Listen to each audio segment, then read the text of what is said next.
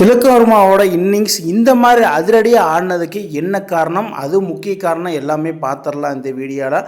ஹார்திக் பாண்டியா அப்படி என்ன தான் சொல்லியிருப்பார், எதனால் திலக் வர்மா இவ்வளோ ஆக்ரோஷப்பட்டு கிரவுண்டில் அந்த மாதிரி சம்பவம் பண்ணார், அது எல்லாமே இந்த வீடியோவில் பார்த்துடலாம். அதுக்கு முன்னாடி நம்ம சேனலை சப்ஸ்கிரைப் பண்ணிக்கோங்க, கொஞ்சம் சப்போர்ட் பண்ணுங்கள் ஃப்ரெண்ட்ஸ். அதாவது திலக் வர்மா கடந்த 2.5 வருஷமாக பேக் டு தி ஃபார்மே கிடையாது, ரொம்ப டவுன்ஃபாலில் இருந்தாப்புல.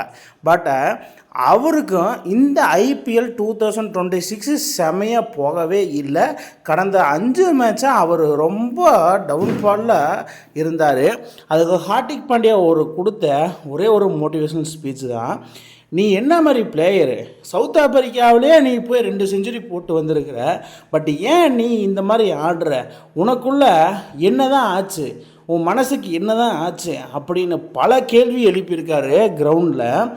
என்ன பண்ணுறீன்னா ஒரே ஒன்று நினச்சிக்க மைண்டில், பந்தை பார்த்து அடிக்கிற அதுதான் இப்போ ஒரு மேட்ரு அப்படிங்கிற மாதிரி ஹார்திக் பாண்டியா சொன்னது ஒவ்வொரு பாலுக்கு ஒருக்க என்கரேஜ் பண்ணிகிட்டே இருந்திருக்காரு ஹார்திக் பாண்டியா. திலக் வர்மாவை அடித்ததில் திலக் வர்மா ஃபஸ்ட்டு 19 பாலுக்கு 22 ரன் அடிச்சிருந்தார்.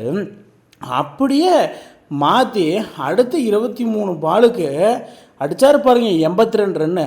அதனால தான் அவரோட ஸ்கோர் போர்டு ரைஸ் ஆகி 45 பாலுக்கு 101 ரன்னு அடிச்சிருக்காப்புல.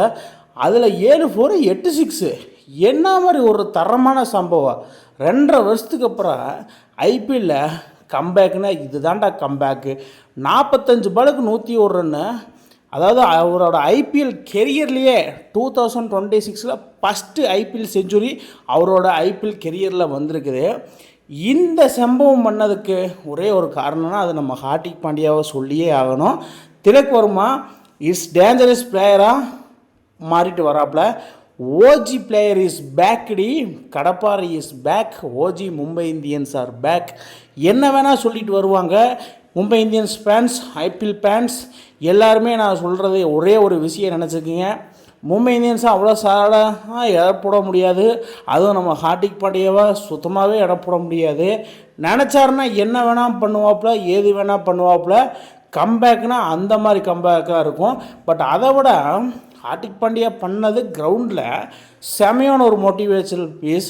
ஆனால் ஹார்திக் பாண்டியா விட ரோஹித் சர்மா கொடுத்த ஒரு சைலண்ட்டான மோட்டிவேஷனல் பீச் இருக்கே, அது திலக் வர்மாவுக்கு ரொம்ப யூஸ்ஃபுல்லாக இருந்திருக்கு.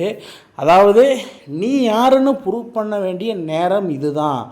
நீ அந்த இடத்துல ஒரு 4 விக்கெட் போனப்போ நீ அடித்தாதான் உன்னோட இடம் அப்படிங்கிற மாதிரி ஒன்று காமிச்சிருக்காரு. அதனால் சம்பவத்துக்கு மேலே சம்பவம் பண்ணிட்டாங்க. அதனால் ஹார்திக் பாண்டியா கேப்டன்சியும் வேறு லெவலில் இருந்தது. ஒரே இன்ஃபீல்டில் அனிமேட்டடாக இருந்திருக்காரு ஹார்திக் பாண்டியா. அதனால தான் திலக் வர்மா ஃபஸ்ட் ஹாப்பில் 20 ஓவருக்கு 199 ரன் வரைக்கும் கொண்டு போனார். செகண்ட் ஹாப்பில் 100க்கே ஆல் அவுட் எடுத்த ஹார்திக் பாண்டியா தனது கேப்டன்சியை ப்ரூவ் பண்ணாப்புல. இதுதான் கோர் டீமோட வேல்யூ. அந்த இடத்துல ஹார்திக் பாண்டியா ரொம்பவே ப்ரூவ் பண்ணாப்புல. பட்டு ஃபைனலி திலக் வர்மா ஒரு ஓஜி நாக்கு ஆடி இருக்கிறாப்புல அந்த அகமதாபாத் ஸ்டேடியத்தில். குஜராத் பவுலர்ஸுக்கு என்ன பண்ணுறதுனே தெரியல. அதுலேயும் பிரசித் கிருஷ்ணா, அசோக் சர்மா அவங்களோட ஓவரு ரொம்ப தரமான சம்பவத்தில் பண்ணி அதிரடி காட்டியிருக்கிறாப்புல நம்ம திலக் வர்மா. இந்த வர்மா இதே மாதிரி ஃபார்மில் இருக்கணும்னு நான் ப்ரே பண்ணிக்கிறேன். வேறு லெவலில் தரமான சம்பவம் பண்ணதில் திலக் வர்மா வேறு மாதிரி. திலக் வர்மா இந்த மாதிரி பர்ஃபார்மன்ஸ் பண்ணுவார்னு யாரில் எதிர்பார்த்தீங்கன்னு கீழே கமெண்ட் பாக்ஸில் கமெண்ட் பண்ணுங்கள். இந்த மாதிரி இன்ட்ரெஸ்டிங் கிரிக்கெட் வீடியோவை தெரிஞ்சுக்க நம்ம சேனலை சப்ஸ்கிரைப் பண்ணுங்கள், லைக் அண்ட் கமெண்ட் பண்ணுங்கள். மேலும் உங்களுக்கு வீடியோ வந்துகிட்டே இருக்கும்.